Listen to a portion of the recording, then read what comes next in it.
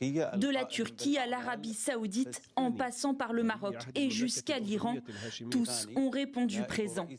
Une cinquantaine de pays arabes et musulmans ont fait le déplacement à Doha pour ce sommet exceptionnel. Les uns après les autres, les dirigeants condamnent la frappe menée par Israël la semaine dernière dans cette même ville contre les négociateurs palestiniens du Hamas. Le gouvernement d'extrême droite israélien ne peut être un partenaire pour la sécurité et la stabilité dans notre région. Celui qui œuvre avec persistance et méthodologie à assassiner la partie avec laquelle il négocie entend faire échouer les négociations. Depuis cet épisode, le Qatar, allié des États-Unis, un des pays médiateurs dans la guerre à Gaza, ne décolère pas. Le Premier ministre israélien, qui se vante d'avoir changé le visage du Moyen-Orient au cours des 2 dernières années, entend en réalité dire qu'Israël peut entrer où bon lui semble, quand bon lui semble.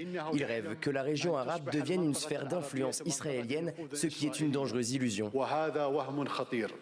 Ces derniers mois, plusieurs pays représentés dans la salle ont essuyé des frappes israéliennes, à l'instar de l'Iran, du Liban ou encore de la Syrie.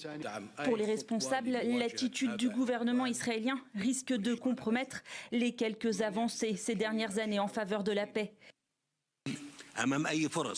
Je dis au peuple israélien que ce qui se passe actuellement compromet l'avenir de la paix, menace votre sécurité et celle des peuples de la région, complique les chances de conclure de nouveaux accords de paix et fait même échouer les accords existants avec les pays de la région.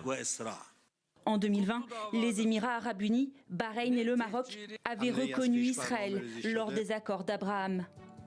Le Conseil des droits de l'homme de l'ONU a également annoncé une réunion en urgence ce mardi pour débattre des frappes israéliennes au Qatar.